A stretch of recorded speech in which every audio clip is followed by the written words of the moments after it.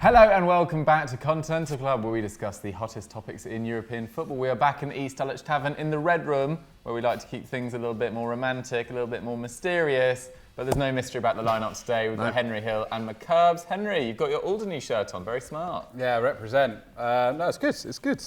I think they're doing all right in the Guernsey League, if we've got any Guernsey watchers following on. But yeah, no, I'm well, thank you. I'm enjoying Cremonese's Coppa Italia run. Yeah. They're going full Wigan this season. They're going to win it all and get relegated at the same time, which I'm enjoying that story. But yeah, no, I'm very well, Dukes. How are you? Yeah, good. I wonder whether Roberto Martinez is more suited to the Cremonese job than the Portugal job, which he somehow landed post-World Cup. McCubbs, how are you?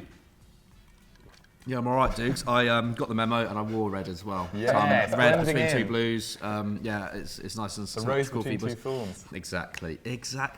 Yeah, I'm all right, Dukes. How are you? Yeah, very good. Excited to digest the January transfer window, particularly on a negative spin today. The clubs that missed out or wasted the January transfer window feels a little bit harsh because we do know that there are serious financial issues all around Europe, except for the Premier League clubs, many of whom are state-owned, etc. But we're going to kick off with Valencia at the suggestion of Mateca 1995, because not just in the transfer window, Henry, but it's been a chaotic few days. What's interesting, so we put out a scout report recently on managers transforming their club, the culture, and some of the comments said Gattuso. Yeah. A lot of the Valencia fans were saying they kind of like what he's trying to do with the side there. It was an interesting appointment at the time, wasn't it? Obviously, he tried to go to Fiorentina and that fell on its face, and then Nearly went to Spurs, and then got roped in for the Valencia job. It looked like it could have been a good match made in heaven. I've often in the past been critical of Gattuso, but actually what he did at Milan and at Napoli, he deserves some respect for, because he's had an interesting managerial career at this point, hasn't he? Sort of Sion and all sorts of places. But yes, he's gone now. He's left the Mestalla on the 30th of January after 3 defeats in 4 matches. He's now the 10th coach to leave the club the last 9 years under Peter Lim.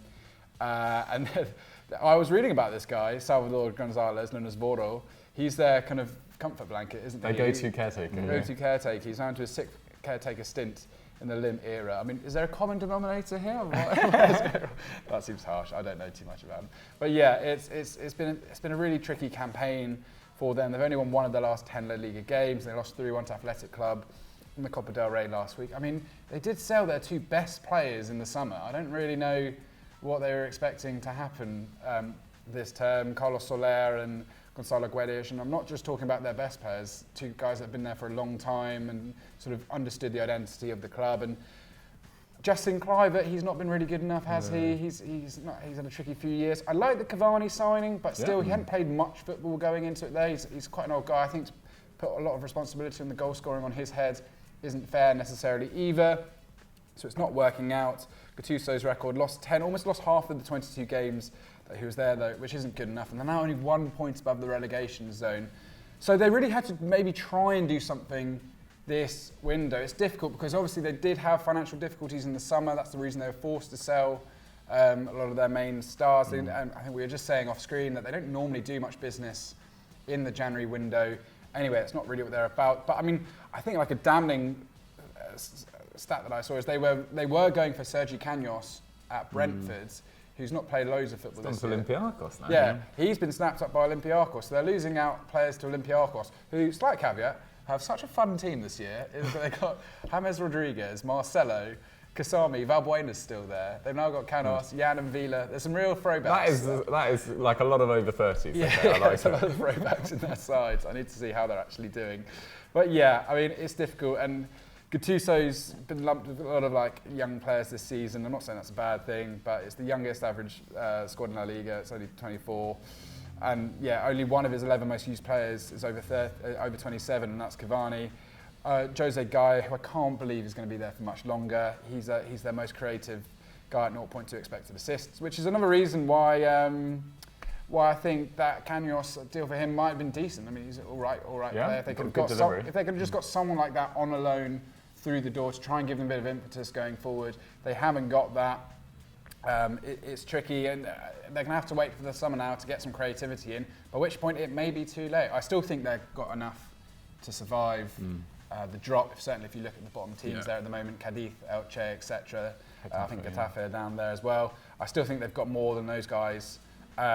to stay up, and with an experienced head like Cavani leading the pack, it should be fine. It's still probably a good job for a Spanish manager who's out of contract there. I still think getting rid of Bordalas was a really stupid decision, considering he'd actually improved them across the board. I know his style of football is unattractive, but it kind of shows that you be careful what you wish for in many sense. So yeah, I wouldn't be. I maybe would consider getting him back involved if he'd willing to work with Peter Lim again, which I'm not sure how many managers would be. Who would? But yeah, exactly. So yeah, it's an interesting one. Valencia, like you said, can't really blame them financially, but yeah, they really just needed a bit of creativity in that side. They haven't got it, and I think we're just looking at another bit bleak season for them out of the Copa del Rey, just playing for survival now, which isn't really where this Valencia project's meant to be at this point in time. Yeah, I mean, it's crazy that they've been through, Gattuso's not a top manager, but he's got experience at top clubs. They had Marcelino there in the past, and yeah, as you say, they've sold a lot of top players throughout their history and also in their recent history as well. The players you mentioned, Ferran Torres as well was there,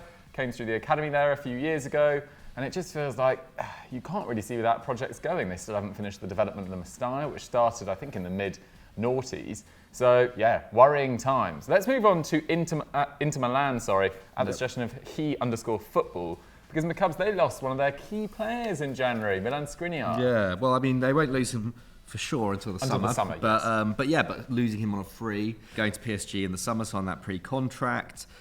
He was dropped actually for their win over Atalanta in the Coppa Italia midweek, but I think he'll be back for the weekend, hopefully. Yeah, they really, really messed up with Skriniar, I think. And for a club who I think have done generally very, very good business over the last few years, thinking back to, the money that they got for Lukaku from Chelsea, the Hakimi sale, and their ability to rebuild under Inzaghi last season despite missing out on the title. I think most of the decision making there has been pretty good, and their ability to bring the best out of ageing stars like Dzeko, even Alexis Sanchez, they were able to get a tune out of, weren't they, before he went to Marseille. Barella, in hindsight, one of the bargains, I think, of the last few years. So, yeah, I think there's... Yeah, you can cut them a bit of slack, but at the same time, in an economic climate like this, to reject bids that were reportedly, ranging from 50 to even 65, 70 million euros last summer for a player who had 1 year left on his contract, with the hope that he was going to sign a new deal at Inter. I know he's been such a great servant to them, and they were desperate for him to stay, but it's just so silly. It's just so silly to have done that. And I know they missed out on Bremer, who was almost certain to sign, and then went to Juve, but that happened in July of last year. They had plenty of time to, I think, identify an alternative and get them over the line. Yeah, get them over the line, and take the hit on not having Skriniar for 1 year. Like, that defence is still pretty decent. They've now got Andre Onana's now kind of fully bedded in as that goalkeeper. I think he adds an extra layer of security to that back line with his ability to sweep up. So they just played it really, really badly, and they haven't got anyone else in this January, so the summer is going to obviously be a big one for them in terms of identifying that replacement. On them not getting a centre-back in, there were talk about Harry Maguire or Victor Lindelof. Yeah. I personally would love to see Maguire go to Serie A. I actually think it would suit him to be out of the limelight of the UK, and if we've seen what Chris Smalling's been able to come, a very competent Serie A defender, I think Harry Maguire would look quite good over there, and Inter Milan would be a nice sort of stepping stone. Equally the same for Lindelof. We saw Ten Hag being pretty reluctant to let any players go this January, like Alanga not even being allowed to join Everton. But yeah, do you think that either of those two would have made an impact over there, or that would have been a good move for them? Yeah, I think they would have been fine. I think Lindelof is a starting centre back at many a decent European club. I think he would slot in that back three at Inter, even with Skriniar there. I think not necessarily replacing Skriniar, but I think he slots in there really well. I think Maguire would probably be. Yeah, I agree. I think Maguire probably would be fairly suited. I think Maguire could actually be fine at another Premier League club, to be honest. Let alone having to leave the country. I think it's just his confidence has just been so shot for so long now at United that feels like the right time for him to move on, probably in the summer. So yeah, I think either of those would have been good, but again, I think they were looking in the wrong place in many respects. I think United were never going to sell centre backs this January. I think that United squad is still relatively still lacks depth, and one injury to Lisandro Martinez or Varane means that someone like Lindelof or Maguire will be called upon and probably will be called upon a lot, especially with Europa League campaign coming up. So I think they were looking in the wrong areas there. I think in general, Italian, Spanish clubs trying to sign players out of the Premier League it's just really hard, isn't it? Like you were alluding to earlier, Dukes, and like we've been talking about so much over the last month, the power balance is just so far in the Premier League's favour. Can Inter really rival a club like Man United when it comes to wages in terms of getting players out of there? Not really. So yeah, it's a difficult one in that sense. But I think as long as Inter can secure Champions League football, I think they'll be fine, but that is a big if. There's 5 teams going for 3 places essentially, with assuming that Napoli are going to win the league at this point. But they've also got quite a lot of housekeeping to do come the summer as well. Darmian's out of contract, De Vrij's out of contract, Dzeko's out of contract, Handanovic also, but I mean, be interesting. Not as big a problem. Lukaku as well. I can't remember what do they have. What's the option to buy on Lukaku? I can't even remember how much. I know that. Yeah, it's only a 1 year. Is it a 1 year loan? So they have to I imagine what they'll do is keep the loan because no one's going to pay the fee that Chelsea would want. So maybe Chelsea will just be like, keep him on loan for another year, another 9 million. But it's essential. Is he worth 9 million euros for a season? No, he's not. And if they can get Marcus Thuram on a pre-contract like they've been. A lot of talk that they were trying to do, I think that would be much more sensible. There, but then if they're losing Dzeko as well, can they really replace 2 strikers in this market in the summer? So maybe they'll just get Dzeko in. Maybe they'll get Lukaku back on loan. But I mean, if they could get Marcus Thuram, that would be a great signing for them. But I feel like there's just going to be a lot of competition for him. But yeah, if they're potentially losing 2 of their 3 starting centre-backs in the summer, Inzaghi has a big job on his hands next season. So yeah, I think they just got to pray at this point that they get Champions League. I think that they probably could have. Yeah, I think they could have looked, within Serie A maybe for reinforcements, but yeah. So it's not too worrying for Inter at this point. I think Serie A is going to remain a really competitive league, in terms of the title race beyond this season. But yeah, there is housekeeping to be done for sure. Absolutely, yeah. We'll get on to Inter and AC Milan, which is in our big match predictions later on as well. But let's talk briefly about Barcelona. This is suggested by @CoolerHD. I actually think this is a little bit harsh for a side that wasted the January market because they were sort of hamstrung once again by their financial situation. And their form in the league is really excellent. They've won 9 of their last 10 La Liga games. They're currently 8 points clear, although Real Madrid do play tonight against Valencia on Thursday night as we film this. And as we've talked about, Valencia not in great shape themselves. That'd be a hell of a result for Vorro to get anything out of their game against Real Madrid at the moment, despite their recent struggles. But Barcelona did manage to offload Memphis Depay and Hector Bellerin in January, neither of whom were playing regularly. I don't think Bellerin had featured in the league since about October. I think he'd only made 7 appearances for Barcelona. They kind of managed to sort of play on the fact that he's a La Masia graduate, that he obviously wanted to play for Barcelona one day, and they got him in on this very relatively short-term, very low contract in terms of wages, and it hasn't really worked out. He hasn't made a massive difference there. They've been using Koundé, they've been using Araujo at right back. They did try and go for an LA Galaxy right back, who I think is called Araujo as well, late in the window, but couldn't get that one over the line. So that's 17 seconds or something like that. Something like that, absolutely mad. Which was, I think, an initial €2 million or something. Don't know a lot about the LA Galaxy right back, so let us know in the comments if you've watched him extensively in the MLS. But the big thing this January was they tried to use the Memphis Depay and Bellerin wages to register the new contracts for Gavi, Araujo and Marcos Alonso, but they were rejected by La Liga. Gavi's eventually went through by court decision, but now La Liga are appealing that. So it's all a bit of a mess. But I was reading an Athletic article, which was really interesting this morning by one of their new Spanish writers, and he was saying that basically in December, I think it's Paul Balas he's called, In December, Barcelona were 26 million euros above their wage limit set at the beginning of the season. They basically financially banked on reaching the Champions League quarter-finals. They obviously didn't get there. They now need to win the Europa League to make up that deficit, and they got Man United in the round of 32. There's loads of good sides still left in the Europa League. There's no guarantee that they win the Europa League at all. They are playing well at the moment, but still, or at least very good defensively. So United. So United. Both two teams in great form, really. Will be interesting to see how that Sabitzer move, impacts United going forward in terms of their midfield, because you don't want McTominay and Fred really, ideally, for 5-6 months, particularly in this Barcelona clash. So it will be interesting. But I think Barcelona, in terms of wasted the January, it's a little bit harsh. They got rid of two players that weren't really featuring, cleared up their wage bill, tried to do a bit of negotiating, got Gavi down to a new contract, although we'll see what happens with that appeal. So not a total disaster, but at least in comparison to previous markets we've seen from Barcelona. Yeah. Let's move on, Henry. I mean, there's loads of suggestions down here. Milan, Lyon, Real Madrid. Who would you like to go to next? I'll take Lyon, which is at Kieran Hughes' 97 suggestion. Yeah, I completely agree. I think it's kind of baffling what they did in this window. Certainly on the attacker front, they kind of gutted their forward line. I mean, I don't know how much agency they had over Tete in terms of that loan there, but obviously he was their second top scorer this season behind Lacazette. That got cancelled and he's now gone to Leicester, which I think is going to be an amazing signing. Worth watching out, but he was wicked on the right wing.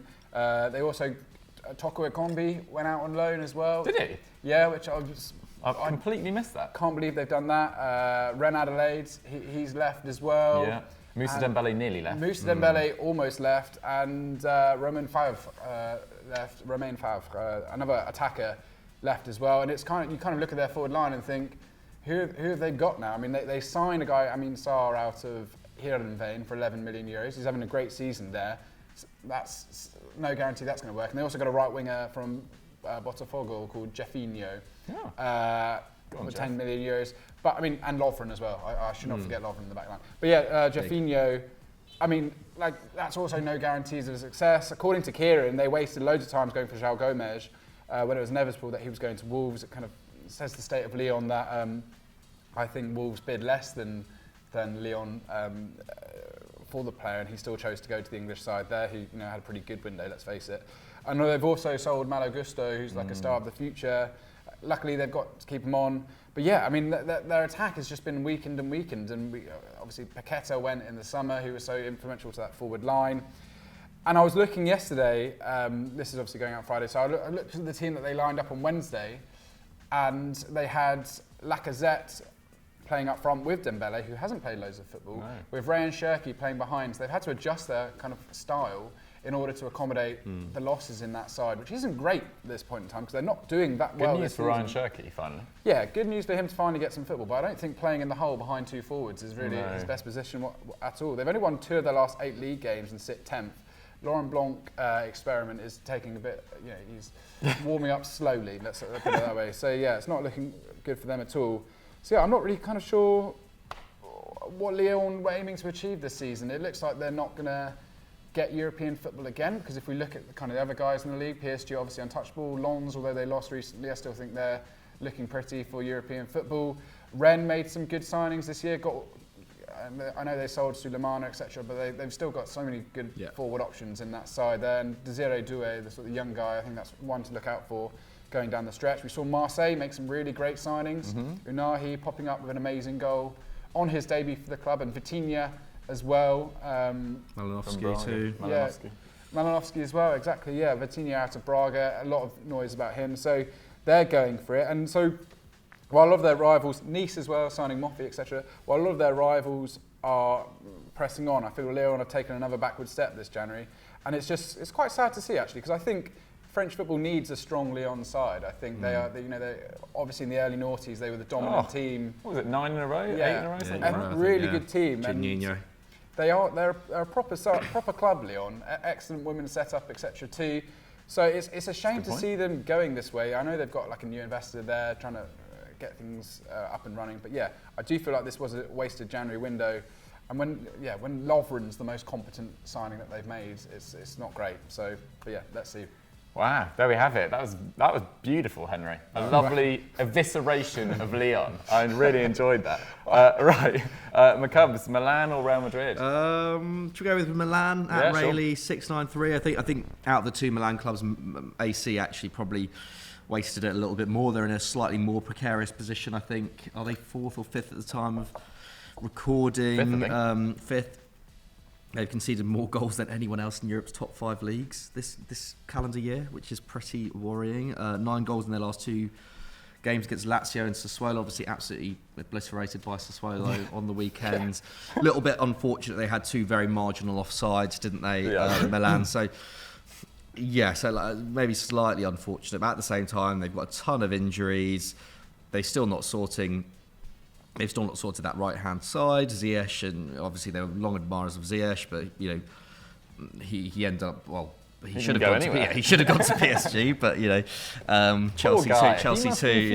The Chelsea. Did you see what they said? They're like, we're never going to let Chelsea at our doorstep again, or something like that. Really? It was a really strong statement by PSG about how basically amateur Chelsea were in that whole process. Yeah, I mean they were just clearly too focused on Enzo, weren't they? Quite a few clubs burning bridges with each other. I saw Brighton being like, we'll never do business with Arsenal again, and this sort of stuff. Really? Yeah. Interesting. I mean, it's a bit embarrassing. I'm paraphrasing, but I think with Milan there is.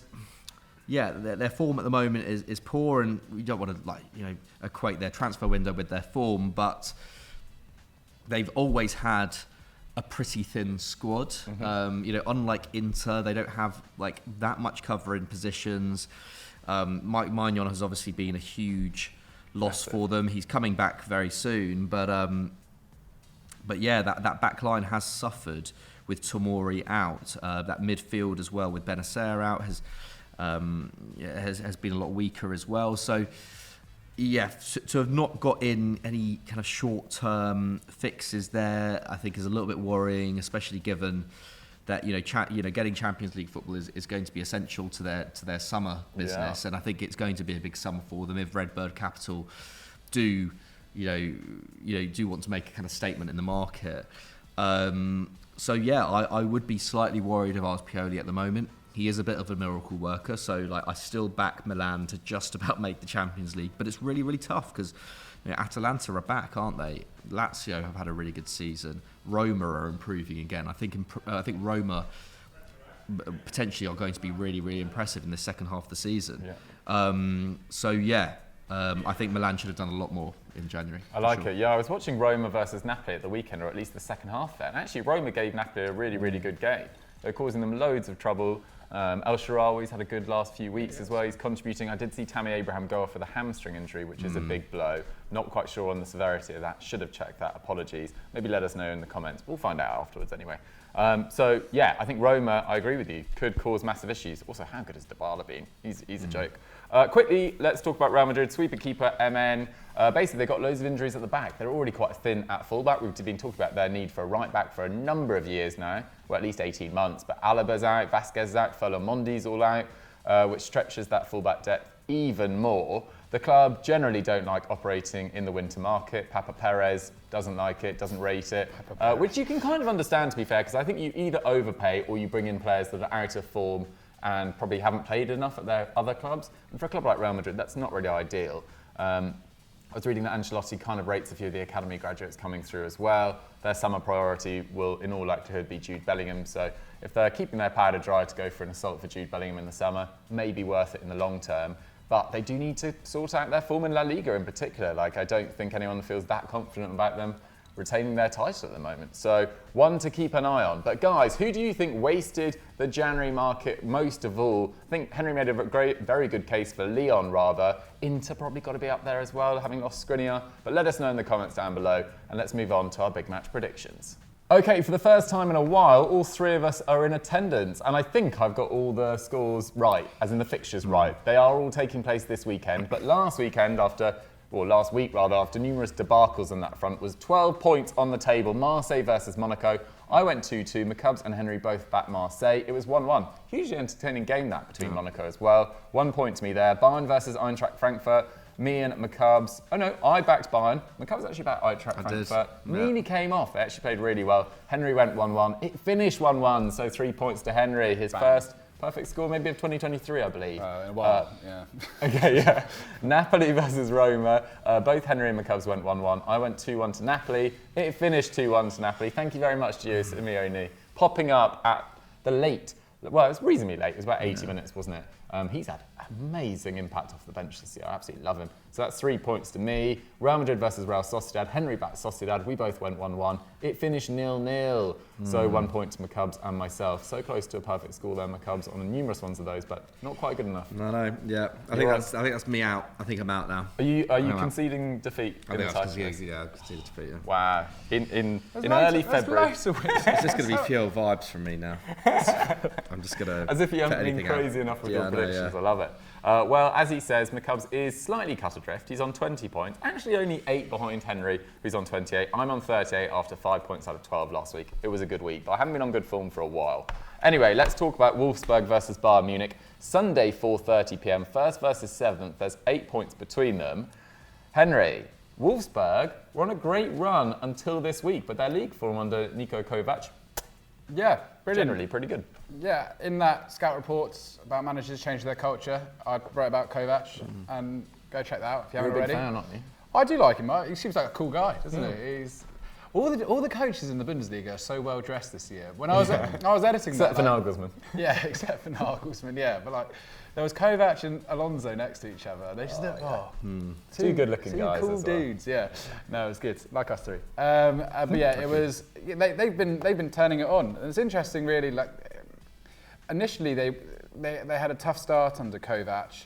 But slowly but surely he's got them back to, because essentially what happened is Van Bommel took like a sledgehammer to how they played football and decided they were going to play ultra possession, hyper passing football, and it just was complete diversion away from Oliver Glasner, and it just didn't work at all. So Kohlfeld was basically just trying to patch together the rest of the season, and now they've got in Kovac, who's kind of taken them back to the Glasner style, which makes sense really, because they're both like Salzburg. They're both Red Bull products of football. Both done well at Frankfurt as well. Yeah, exactly that. So, and they've gone back to kind of quick transitional football, getting up to the attackers. And yeah, it's been slowly burning, but then it's exploded in recent weeks, and they've just been scoring goals for fun. Yeah, won 6 straight games, scoring 22 times. Then they lost the 10th place Werder Bremen 2-1 last week, and then lost in the DFB Pokal to Union Berlin. No bad result that. Yeah. Team, second in the Bundesliga? Absolutely. At the moment, it's actually so tight, the top of the Bundesliga. It's crazy.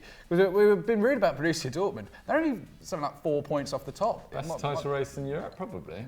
Yes. PSG aren't that far ahead either, actually. No, Everything's kicking off actually. It's bubbling nicely. Although it was interesting to see Cancelo get an assist on the first goal, an assist on his debut. But anyway, yeah, they've been really. Wolfsburg look really impressive under Kovac this season. I really like what they're doing. Their defence still concedes quite a few times, and they face quite a lot of shots on goal, but they seem to be getting away with it. And yeah, they've got some decent players going forward. Riddle Baku as well, top scorer on 5 league goals. Jonas Wind, he's just come back from injury. He's a really important player to them. So yeah, this game's interesting. I think they're going to cause Bayern some problems. There's only 8 points between them, but I'd say Wolfsburg are more of the form team at the moment. I probably would not going to go for a. I'll probably go for a 1-1 on this one. Okay, I think I can see them getting a result. Bayern have drawn a lot of games this season. Well, they have. I mean, they've drawn 3 league games in a row, 1-1 for the first time since 1978. So that's not a crazy prediction from you, to be honest. I think on a Wolfsburg front, Maximilian Arnold is a very good dead ball player.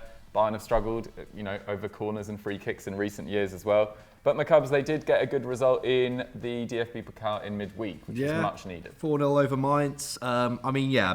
Given that they're in such terrible form, it's not bad, isn't it, when you can just call upon the best fullback in the world, just get him in on loan.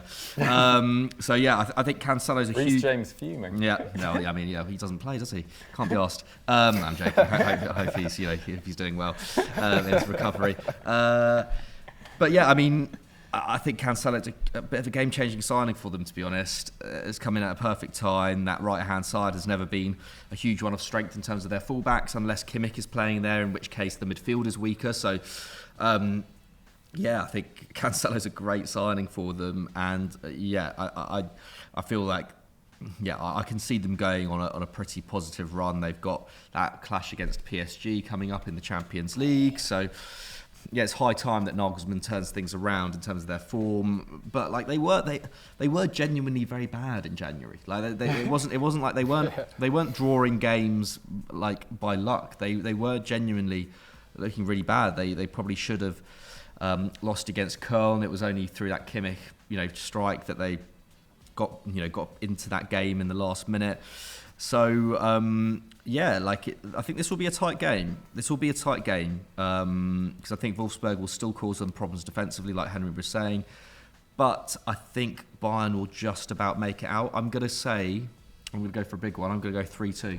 Really? To Bayern. Yeah, Love 3-2 that. to He's Bayern. going for the bonus points. Yes, Good to please. see. I agree with you. I mean, they struggled to contain Randall Colomwani as well against Eintracht Frankfurt as well. But you just feel like in Wolfsburg's attackers, whilst I like a lot of them, as Henry pointed out, there's numerous talented players in there. There's probably not someone with the same individual quality of Randall Colomwani or quite the same form at the moment. But yeah, I mean, it was fascinating to see Nagelsmann completely rip it up against Mainz, which is an easy game to experiment with, or an easier game to experiment with. Play a 3 at the back and then Kimmich, and then he played Sane and Musiala at 3/8 behind Müller and Choupo-Moting, and then Koeman was the left wing back, Cancelo being given the freedom of the right. Excellent assist, as Henry points out, 17 minutes into his Bayern Munich debut.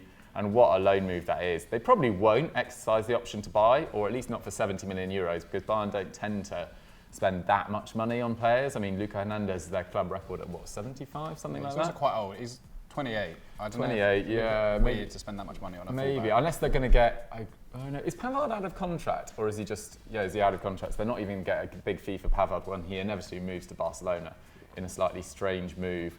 But yes, in this one, it's difficult to go again. You went 1-1. Yeah. I'm boringly going to back Bayern, but I think it'll be quite a tight game, but maybe a late winner. I'm going to go 2-1. Okay, let's talk about Inter Milan versus AC Milan. Sunday, 7:45 p.m. Second versus fifth, 2 points between them. Neither side in magnificent form, but McCub's Inter have probably showed, well, they've been better than Milan in 2023. Yeah, they're through the Coppa Italia as well, as we were talking about. I would be. Yeah, I would probably go for Inter in this tie. I think they just got the stronger team at the moment, haven't they? I mean, Milan are without Florenzi, Maignan, Tomori, Dest, Benacer. Yeah, I just think. I just think they're low on confidence at the moment, and they're a team that has really thrived on confidence over the last kind of 2-3 years.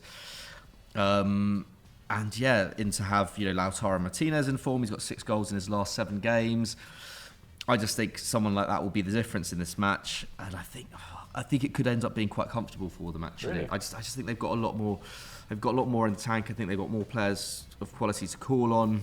No one in this Milan side is particularly in form at the moment.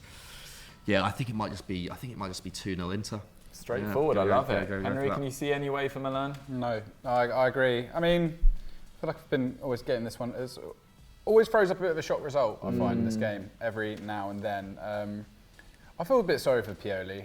The idea that it's a crisis, etc. I mean, it is a crisis, but I think he's got enough. Yeah, he's definitely got money in the bank. Yeah. I think Probably slightly I mean, they did overperform last year by expected points and stuff. Like Inter deserved to win the title by that metric. Yeah. Before you all get really angry. But it has been just bizarre how many goals they conceded. 4 against Lazio, 5 against Sassuolo. It's just complete capitulation, really. I like how it says Ibrahimovic is still injured. Like, is he never not? Yeah, is he When's he playing a not as part? well? I mean? He's just a glorified cheerleader this season. He But does yeah, slam a good desk though in that change room. I mean, yeah, I feel sorry. I feel sorry for them, but it's still not like a disaster. Like if they just put together a bit of a run, they could turn it around. So I think they just need to try and get through this game however way they can. I do think that their backup keeper, Tatarusanu, is just not good. He's just not good enough. No. We saw that again against Sassuolo. They were linked with Sportiello in January, but didn't get him. Well, yeah, I mean, going for Zaniolo too, I don't think that's particularly a good idea. So yeah, I'm going to go 3-0 into 3-0, wow, as much as that, fair enough. I mean, it is difficult to see anything other than an Inter win, but I don't know. I kind of respect the fact that, I mean, Maldini's taking a lot of heat online, but if he doesn't think there's financial value in a deal, I mean, we don't know what Milan's finances have been. We've seen what sort of state they got him in the past. Like, if they're trying to be a bit more sensible and not going for a big January move and trying to back their big summer signing De Catalara, who did have a slightly improved performance against Sassuolo, I thought, despite the sort of defensive weaknesses, then maybe it's not the worst idea, but at the same time, yeah, it's difficult to see anything other than an Inter win. But for that reason, I'm going 1-1. I just think there might just be, I just think there could be a little turnaround. Right, let's move on to Barcelona versus Sevilla, Sunday 8 p.m, first versus 13th. Not really a big game on the basis of this season. There's 29 points between them.